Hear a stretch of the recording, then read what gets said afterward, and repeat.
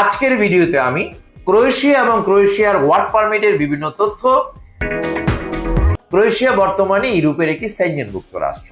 বাংলাদেশ থেকে বর্তমান সময়ে যদি কেউ সেনজেনে যাওয়ার স্বপ্ন দেখেন, ক্রোয়েশিয়াই হতে পারে আপনার জন্য শ্রেষ্ঠ ডেস্টিনেশন। ক্রোয়েশিয়ার ভিসা পাওয়ার জন্য আপনাকে কোনো ইন্টারভিউ দিতে হবে না।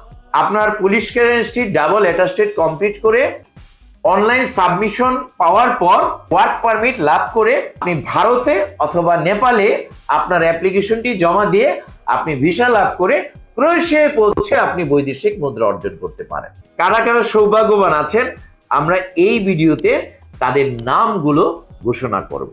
টিঙ্কু বড়ুয়া, টিঙ্কু বড়ুয়াকে অভিনন্দন এবং শুভেচ্ছা। টেপু বড়ুয়া, এরপরে রয়েছে শ্রীকান্ত ধর, এরপরে রয়েছে রিগান বড়ুয়া, এরপরে রয়েছে নাজমুল হক জিলানি, এরপরে রয়েছে পিয়াল বড়ুয়া, এরপরে রয়েছে হৃদয় শেখ, মোহাম্মদ জসিম উদ্দিন, এরপরে রয়েছে মাসুদ পারভেজ, এরপরে রয়েছে মানিম ইসলাম, এরপরে রয়েছে এমডি রবিউল ইসলাম, সর্বশেষ আমার হাতে রয়েছে নাজমুল হক জিলানি। সবাইকে অনেক অনেক শুভেচ্ছা এবং অভিনন্দন।